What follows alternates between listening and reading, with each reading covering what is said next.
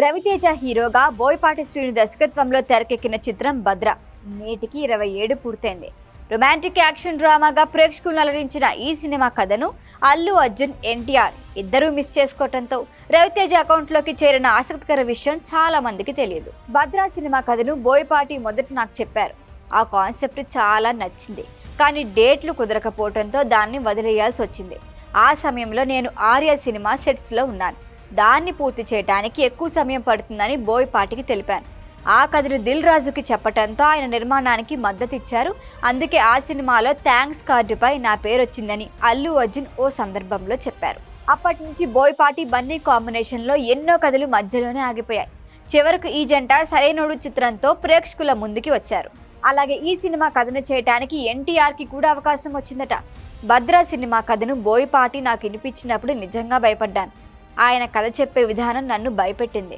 అంతకుముందు తను వివరించిన విధానం వల్ల కథకు కనెక్ట్ కాలేకపోవటం వల్ల భద్రాని వదులుకున్నాను. ఆ సినిమా చేయకపోవటం ఎప్పటికీ కొంత బాధ కలిగిస్తుంది. ఈ విషయం చెప్పటానికి ఎలాంటి మొహమాటము అవసరం లేదు అని ఎన్టీఆర్ స్వయంగా చెప్పారు. వాస్తవానికి వీరిద్దరి కాంబినేషన్ తర్వాత వచ్చిన దమ్ము సినిమా కూడా హిట్గా నిలిచింది. భద్ర చిత్రంలో రొమాంటిక్ యాక్షన్ అంశాలను సమతుల్యంగా మేళవించటం, రవితేజ నటన ప్రత్యేక ఆకర్షణ.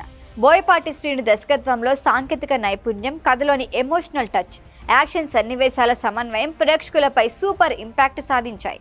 20 ఏళ్లు పూర్తయినప్పటికీ ఈ సినిమా ప్రేక్షకుల గుండెల్లో ప్రత్యేక గుర్తింపును నిలుపుకుంటోంది. అల్లు అర్జున్, ఎన్టీఆర్ వంటి హీరోలు మిస్ అయినప్పటికీ రవితేజ సులభంగా ప్రేక్షకుల అభిమానాన్ని సంపాదించారు.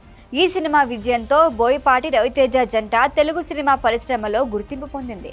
భద్ర కథ, యాక్షన్, రొమాన్స్ కలిపి తెలుగు తెరపై 2003లో విడుదలైనప్పటి నుంచి ఇప్పటి వరకు పాపులర్గా కొనసాగుతోంది.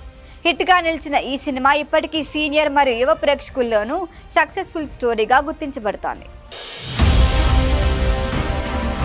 ఈ వీడియో కనుక మీకు నచ్చినట్టయితే లైక్ చేయండి, షేర్ చేయండి, సబ్స్క్రైబ్ చేయండి. అలాగే పక్కనే ఉన్న బెల్ ఐకాన్ని క్లిక్ చేయండి.